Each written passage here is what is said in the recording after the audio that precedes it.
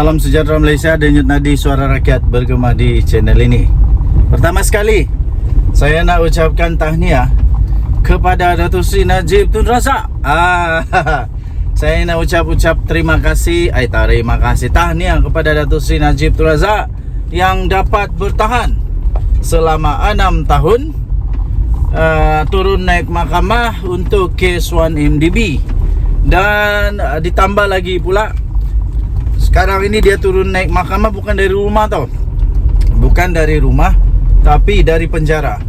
Turun naik mahkamah dari penjara, dia turun naik untuk kes 1MDB. Akhirnya tahniahlah diucapkan kerana dapat bertahan selama 6 tahun ini. Akhirnya kes 1MDB, pihak pendakwaan menutup kes.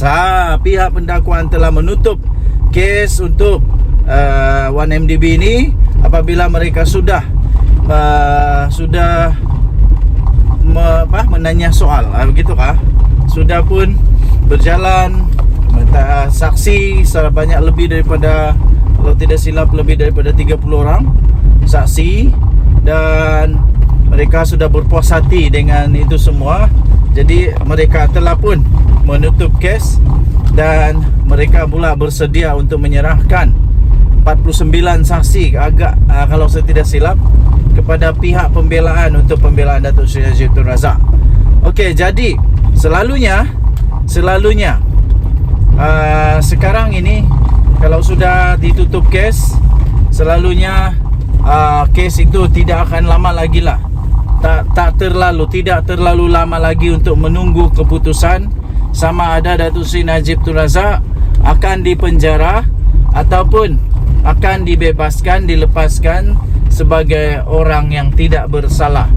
Tapi itu semua bergantung, sangat-sangat bergantung kepada keputusan daripada mahkamah lah. Jadi ramai orang kata Najib Razak dah nampak sangat akan kalah di dalam kes 1MDB ni. Ramai orang kata dah nampak sangat, dah terlalu ketara. It's too obvious, diorang kata. It's too obvious that Najib is guilty, will be charged guilty, mereka katalah. Tapi ramai juga yang kata it's too obvious that Najib tidak akan bersalah, Najib akan dirilis. Tapi itu pendapat orang. Bagaimana pendapat anda? Setelah 6 tahun Datuk Seri Najib Tun Razak, adakah dia akan menang ataupun dia akan kalah dalam kes ini? Ini betul-betul akan menyebabkan ramai orang ternanti-nanti. Adakah Datuk Seri Najib Tun Razak akan menang kes ataupun dia akan menangis? Bukan menangkis, menangis pula. Apa pendapat anda? Anda boleh tinggalkan di ruangan komen. Pada masa yang sama, banyak lagi kes Datuk Seri Najib Tun Razak yang masih belum berjalan. Banyak lagi kes Datuk Seri Najib Tun Razak yang masih belum bermula pun. Antaranya ialah kes cukai daripada Lembaga Hasil Dalam Negeri, yang Najib juga menghadapi ini, punya masalah sama dengan anak dia. Yang ini belum lagi. Ada lagi banyak lagi rasanya kes Datuk Seri Najib Tun Razak yang sama ada belum berjalan atau belum selesai. Jadi ada banyak lagi kes Datuk Seri Najib Tun Razak yang bakal akan dihadapinya. Memang kesian jugalah kepada Datuk Seri Najib Tun Razak, tapi itulah yang berlaku. Okey, jadi ditambah pula dengan keperitan bahawa Rosmah Mansor pun sudah dipenjara, sudah dijatuhkan hukuman penjara oleh mahkamah. Sekarang dia menunggu pula untuk rayuan dia dan sebagainya. Kalau rayuan dia kalah juga sampai di Mahkamah Persekutuan, Rosmah Mansor akan dipenjara. Dia antara manusia yang tua lah dalam penjara. Jadi itu akan membuatkan ramai orang terkejut juga lah agaknya. Kita nantikan bersama-sama apa bakal terjadi kepada Datuk Seri Najib Razak dan seluruh keluarga dia yang lain juga, termasuk anak dia, termasuk juga isteri dia, Rosmah Mansor. Yang saya percaya satu saja.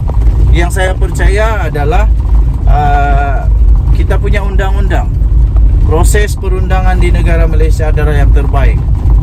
Proses di perundangan di negara Malaysia, kita adil, kita tidak akan bias, tidak akan berat sebelah. Itu saya percaya. Denyut Nadi Suara Rakyat bergema di channel ini. Jangan lupa untuk tekan butang subscribe, like dan share. Malaysia kita punya. Cintai Malaysiaku, kita jaga kita. Bye-bye. Salam sejahtera Malaysia. Denyut Nadi Suara Rakyat bergema di channel ini. Padan muka. Padan muka. SPRM mengumumkan telah menahan mereka yang bertanggungjawab di dalam penjualan ataupun pengubahan tanah rizab Melayu kepada bukan Melayu. Ini barulah terbaik. SPRM menahan pengarah urusan kes ubah tanah rizab Melayu kepada bukan Melayu. Mari kita lihat siapa yang kena. Mari kita lihat siapa yang kena. Seorang pengarah urusan sebuah syarikat hartanah ditahan Suruhanjaya Pencegahan Rasuah Malaysia SPRM atas dakwaan mengubah status tanah rizab Melayu kepada tanah bukan Melayu di Mukim Manjong Setiawan Perak. Lapor berita harian, syarikat milik lelaki berusia 44 tahun itu dipercayai terbabit melakukan pemecahan lot, membabitkan kira-kira 650 hektar tanah sebelum dijual menjadi lot rumah dan banglo. Difahamkan siasatan SPRM mendapati sejumlah 317 lot. 317 lot yang dipecahkan kepada individu serta syarikat yang sebagian besarnya adalah bukan Melayu. Penahanan itu adalah rentetan kepada tangkapan seorang bekas timbalan pendaftar hak milik di Pejabat Tanah dan Galian PTG Perak yang sudah dituduh di Mahkamah Seksyen Ipoh bulan lalu.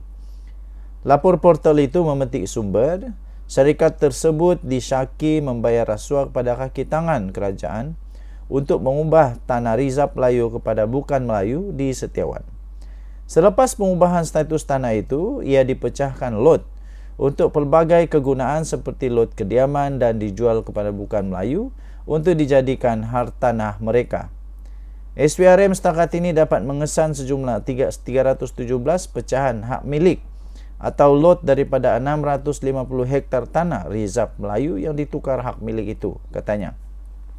Sementara itu, pengarah kanan bahagian siasatan SPRM, Datuk Seri Hishamuddin Hashim mengesahkan tangkapan itu dan memberitahu penahanan suspek dilakukan mengikut Akta SPRM 2009 kerana memberi rasuah.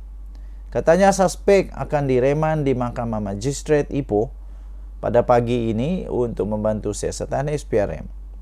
Pada April lalu, media melaporkan seorang bekas PTG Perak dihadapkan ke Mahkamah Session atas pertuduhan menipu agensi kerajaan negeri sehingga menyebabkan pemecahan lot tanah rizab Melayu membabitkan kawasan seluas 649.2 hektar di Setiawan 12 tahun lalu. Tertuduh adalah Rosli Cik Muhammad, 64 tahun, bagaimanapun mengaku tidak bersalah selepas pertuduhan ke atasnya itu dibacakan jurubahasa di hadapan hakim Datuk Ibrahim Osma. Ini yang patut kita kecam habis.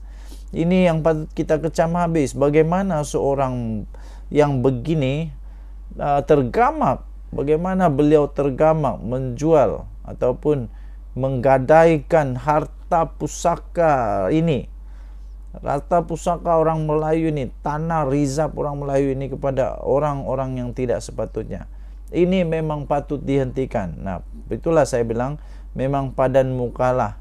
Kali ini padan mukalah dia kena tangkap, dan padan mukalah kalau betul dia dapati bersalah, padan muka dia. Ini patut dihentikan.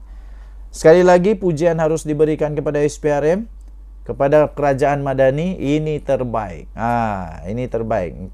Entah selepas ini ramai lagi walaun-walaun yang akan terkejut, mulai bergegar-gegar lutut kerana jangan pula selepas ini, kerana jangan pula lepas ini tiba-tiba ada lagi anak-anak walaun, Ada lagi menantu-menantu walaun yang terkedapatan kantoi makan rasuah sampai lari ke luar negara.